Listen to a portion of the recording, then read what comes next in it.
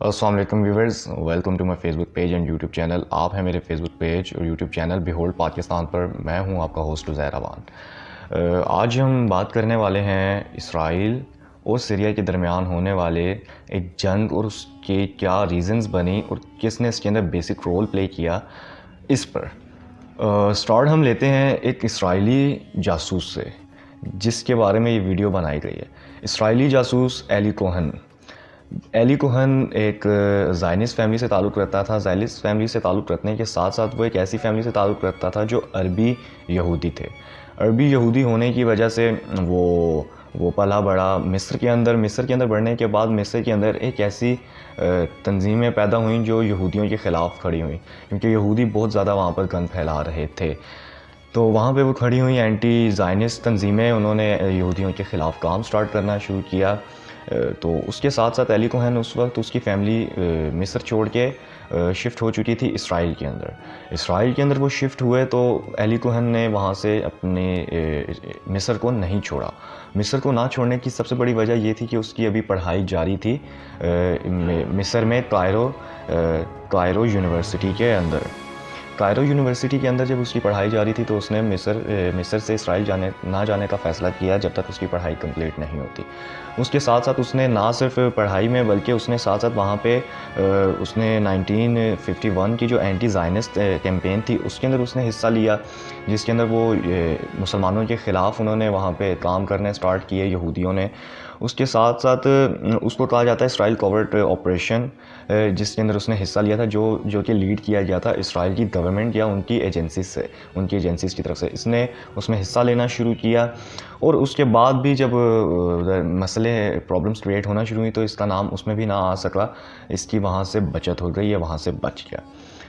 پھر اس کے بعد ساتھ ساتھ اس نے دوبارہ جو وہاں پہ آپریشنس ہوئے ان کے اندر پھر حصہ لیا، لیکن پھر بھی ان کی ملٹری کوپ آنے کے بعد اس نے وہاں پہ حصہ لیا تھا، لیکن پھر بھی اس کی وہاں پہ بچت ہو گئی اور یہ وہاں سے بچ نکلا. پھر اس کے بعد ایجنسیز نے اس کی ہیلپ کی 1957 میں اور اس کو وہاں سے نکال لیا گیا مصر سے، اور مصر سے نکالنے کے بعد اس کو اسرائیل بھیج دیا گیا ایجنسیز کی مدد سے.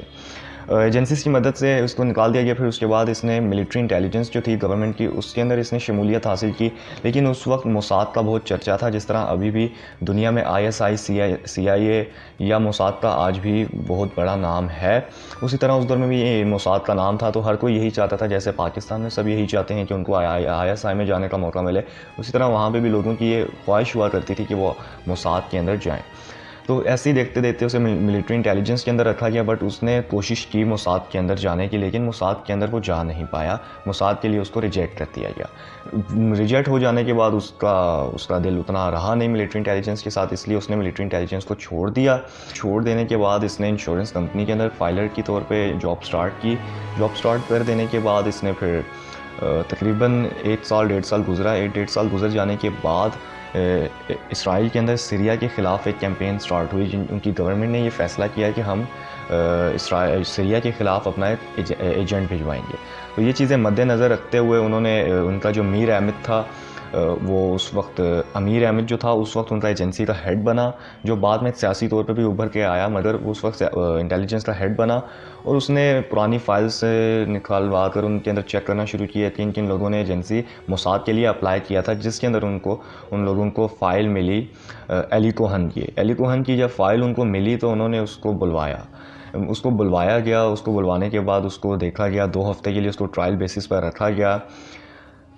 تو وہ ٹرائل بیسس میں کافی اچھا پرفارم کیا. پھر اس کے بعد 6 مہینے کی اس کو ٹریننگ دی گئی، اور 6 مہینے کی ٹریننگ میں بھی اس نے بہت اچھا پرفارم کیا.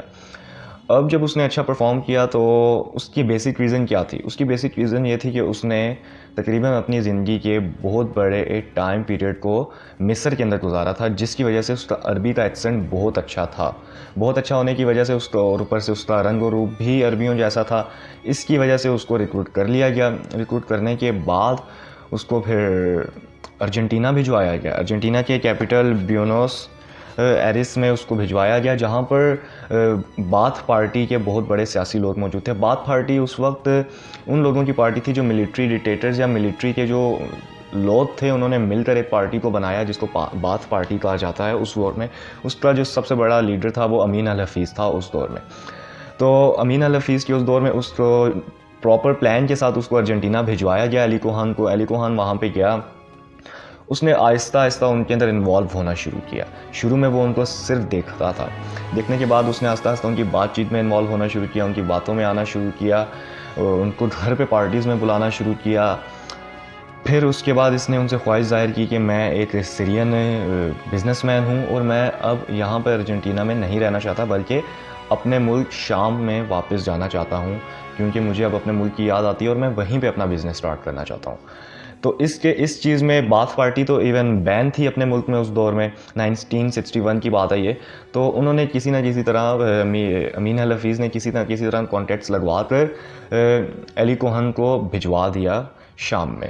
شام میں اس نے ایز اے بزنس مین اپنا کام سٹارٹ کیا, بٹ اس نے ساتھ ساتھ اتنا اس کو پیسہ دیا گیا موساد کی طرف سے کہ اس نے اپنا بزنس اتنا بڑا کر کے دکھایا کہ اس کے اندر بڑے بڑے ملٹری کے لوگ, بڑے بڑے بزنس مینس, بڑے بڑے پولیٹیشینس علی کوہان کے ساتھ اس کے اندر انوالو ہونا شروع ہوئے. جب وہ اس کے ساتھ انوالو ہونا شروع ہوئے تو ان کے ساتھ اٹھنا بیٹھنا ہوتا تھا علی کوہان کا, وہ ان کے ساتھ ان کی کنورسیشنز میں شامل ہوتا تھا. پھر ان کو پارٹیز دینا اس نے شروع کی. جب اس نے ان کو پارٹیز دینا شروع کی پھر اس کے بعد وہ ان کو شراب کے نشے میں وہ دھد ہو جاتے, تو وہ ان کی باتیں سنتا اور پریٹینڈ کرتا کہ وہ بھی شراب کے نشے میں دھد ہے, جبکہ وہ ان کی ساری کنورسیشن سن رہا ہوتا تھا.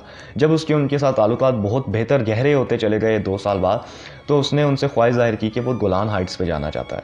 گولان ہائٹس اس وقت شام کے انڈر تھی, سیریا کے انڈر آتی تھیں. اب تو اس کے اوپر قبضہ ہے اور انٹرنیشنل دنیا مانتی ہے کہ وہ شام کی ٹیریٹری ہی ہے, بٹ اس کے اوپر قبضہ کیا گیا ہے اسرائیل کی طرف سے. گولان ہائٹس کا اس کا اظہار کیا گیا کہ میں گولان ہائٹس پہ جانا چاہتا ہوں, جو کہ پراپر ایک پلان تھا اسرائیلی ایجنسی کا. اس کو گولان ہائٹس پہ لے کر جایا گیا کیونکہ ملٹری کے ساتھ اس کے تعلقات اچھے تھے, تو وہ گولان ہائٹس پہ گیا. اس نے وہاں پہ ساری سچویشن کا اندازہ کیا اور اس نے وہاں پہ پلانٹیشن کرنا شروع کی. ایز اے ٹارگیٹ اس نے درخت لگانا شروع کیے تاکہ اس کی اسرائیلی ایجنسیز کو اس چیز کا اندازہ ہو کہ انہوں نے کہاں کہاں پر بمبارمنٹ کرنی ہے. وہ ایک بہت بڑی ان کے لیے جیسے سکسیزفل سٹوری تھی ان کے لیے. پھر اس کے بعد اس کی طرف سے کیا گیا ٹریول ساؤتھ فرنٹینئر زون میں, جہاں پہ اس نے چیزوں کا اندازہ کیا اور اس نے ان کی جو بڑے بڑے وہ پلانس کر رہے تھے ملٹری اکوپمنٹس کو لے کر آ کے وہاں پہ ان چیزوں کو کہاں پہ انہوں نے تعینات کرنا ہے, کن چیزوں کو کہاں لے کے جانا ہے, وہ سارے پلانز اس نے لیے. اور اس نے جس چیز کی ٹریننگ لی تھی ریڈیو کے ذریعے, اس نے سگنلز بھیج کے فریکوینسی کے ذریعے اس نے وہ چیزیں بھیجنے کا طریقہ سیکھا ہوا تھا, اس کے ذریعے وہ ساری انفارمیشن بھیجا کرتا تھا. اس نے وہ ساری انفارمیشنز بھیجنا شروع کی.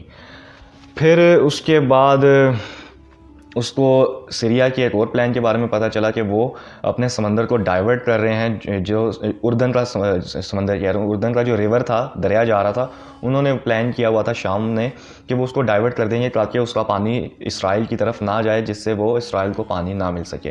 اس پلان کا بھی اس کو پتہ چلا اور اس نے اس پلان کا اسرائیل کو بتایا. اب ایسا ہوا کہ دور آیا, ملٹری کوپ آ گئی, مطلب آمریت آ گئی. اور آمریت کو کون چلا رہا تھا؟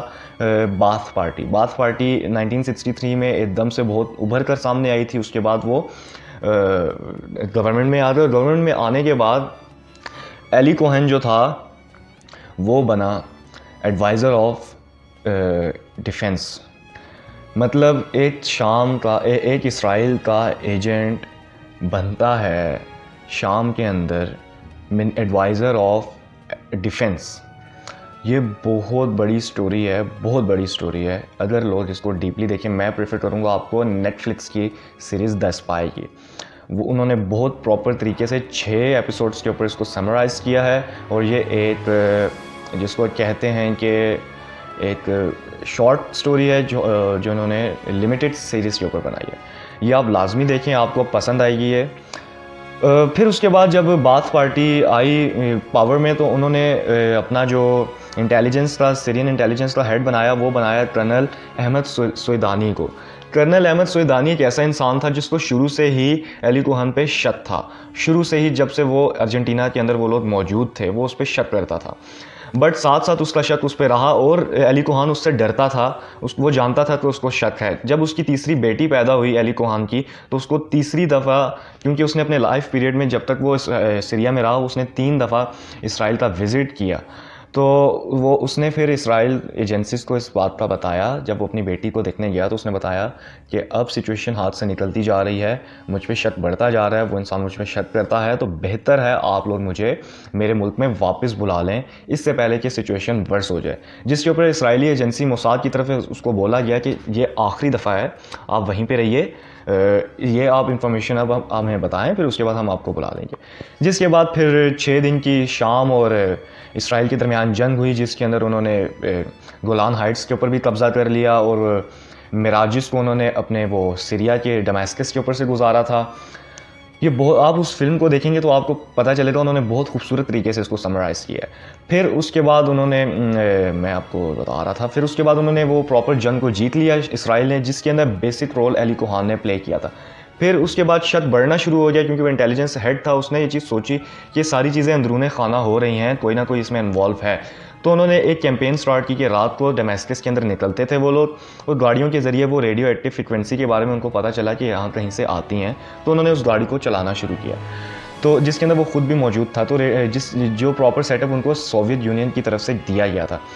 رات کو جب وہ لوگ نکلے تو انہیں ریڈیو فریکوینسی کی آوازیں کافی تیزی سے ایلی کوہن کے اپارٹمنٹ سے آنا شروع ہوئی، جس کے اوپر انہوں نے اس کے گھر کی طرف چھاپا مارا اور اس کو فریکوینسی، اس وقت وہ انفارمیشن بھیج رہا تھا اسرائیلی موساد کو، اور اس وقت وہ ایڈوائزر بھی تھا ڈیفنس منسٹری کا.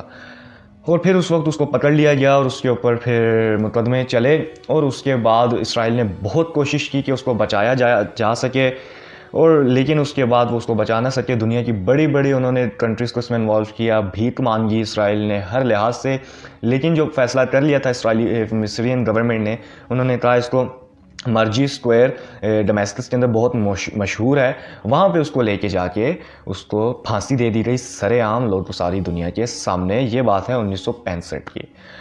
تو یہ ساری اوور آل سٹوری ہے جس کو میں نے کافی اسمال کر کے سمرائز کیا ہے. اگر میں اس کو کھول کے بیان کرتا تو یہ بہت زیادہ بڑھ سکتی تھی، کافی اس کو ٹائم لگ جاتا مجھے اس کو ایکسپلین کرنے میں، بٹ میں نے اس کو چھوٹی سٹوری میں سمرائز کر دیا ہے. بہرحال مجھے کافی انٹرسٹنگ لگی تھی، میں نے سوچا آپ کے ساتھ بھی مجھے اس کو شیئر کرنا چاہیے. بہرحال ابھی کے لیے مجھے آپ اجازت دیجیے. میں ہوں آپ کا ہوسٹ زہر روان. چینل کو سبسکرائب لازمی کر دیجیے اور پیج کو بھی کلک کر دیجیے لائک بٹن پہ، اور بیل آئیکن لازمی کلک کر دیجیے یوٹیوب چینل کا، تاکہ آپ نئی ویڈیو آئے تو آپ کو پتہ چل جائے. ابھی کے لیے مجھے اجازت دیجیے. آپ کا ہوسٹ زہر روان. اللہ حافظ.